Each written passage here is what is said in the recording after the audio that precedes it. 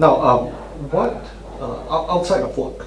Yeah, what social change are you driving right now? I would say a lot of my work, I wouldn't divide my life into like my professional job and then my social impact or volunteering stuff, because a lot of the social impact Which is change. why you emailed me at 12:05 in the morning, expecting I an worked too answer. hard. No, I wasn't expecting an answer. I was just sharing stuff. That's cute. But yeah, of course. Yeah, so a lot of my work that I do, for example, right now we're looking at a startup from Pakistan, Modulus Tech, and we're looking to bring them to Asia and the APAC region, and they actually provide low-cost housing that you can assemble just like IKEA furniture. So that would really help the Bangladesh refugee crisis right now in South Asia. So when we look at So it, that's yeah, very brick and mortar. yeah, It's got really very little to, when I think about that, Mm-hmm. I don't think about Sheryl. right. Right. But I play a big hand in all of these technologies, and I want to bring them to solve social impact goals. So a lot of the work we do at Vertec, we obviously look at the bottom line and the finances and everything, but at the end of the day, we really want to make sure that they are creating social change. So whether it's education, like edutech, medtech, or even like low-cost housing for refugees and off-grid living, right? So everything I do, I try to drive it with a social impact. It's not a division. I live and breathe it. Yeah. So how are you impacting this Indian IKEA? You're right. So with this Pakistani IKEA, what we do is to help them to analyze their cash flow, but also to help commercialize them. So that means connecting them with like USAID and all the big NGOs and multilateral institutions in the region like ADB and stuff.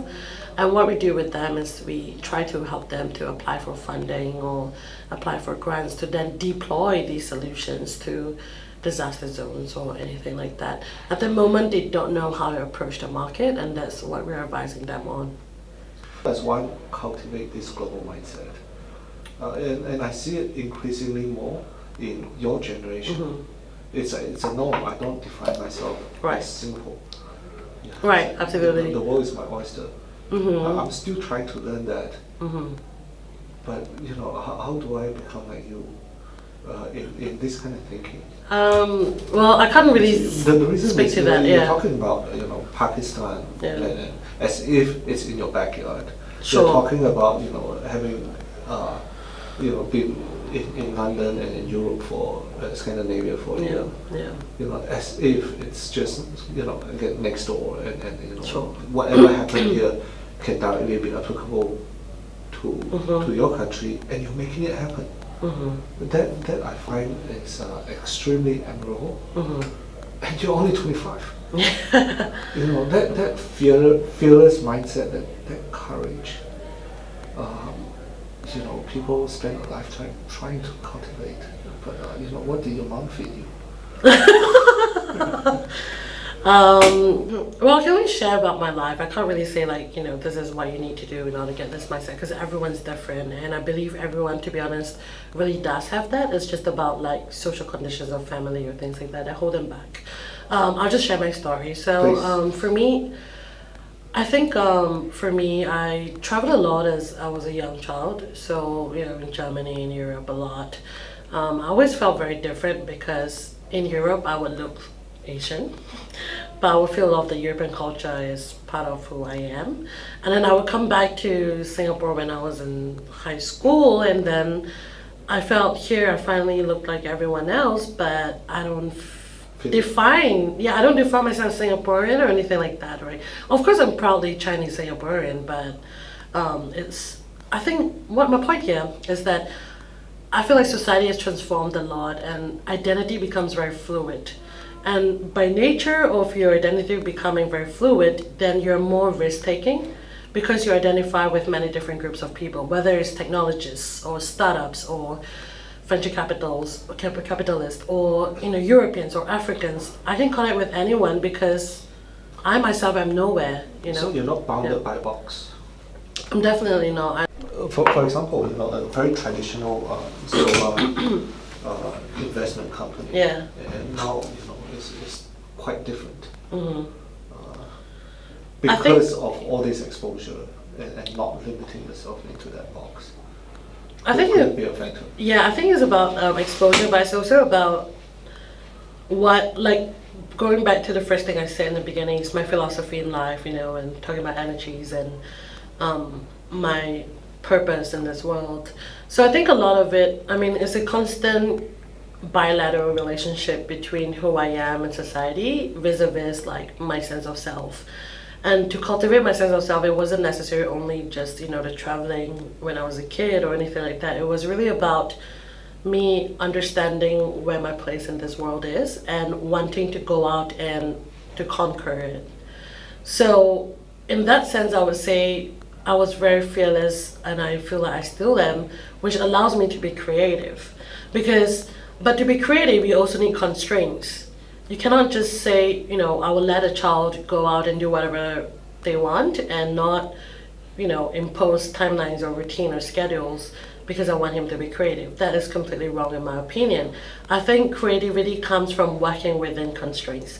So when I look at a problem, I always define what the parameters are. I would say, to what extent can I bring this innovation vertical to the world, right? So I would define it, resources or whatever, but typical business stuff. But beyond that is also about saying, okay, now I've defined my parameters. This is what I'm going to do, and I'm going to try to think outside of these parameters. So what I mean is a constant iteration. That's what I mean by the innovation mindset. It's the constant switching back and forth. It's the constant exposure, the pulling something I read from 5 years ago or like something I read 5 seconds ago, putting them together, be like, okay, this is something new that we're trying to create, right? So to be global minds, to have a global mindset is really about risk taking, it's about creativity, and how you actualize it is by being very clear about your sense of place in the world and defining what boundaries and constraints you have to work against. Because the constraints are helpful. They give you a structure to what you can and cannot do. Knowing what you cannot do is just as important as knowing what you can do. The common misconception, or Yeah. I don't know if even it is a misconception, is that it's so difficult. Getting to know another culture, getting to travel, getting to get a foreigner to trust you or to communicate. Are they relevant?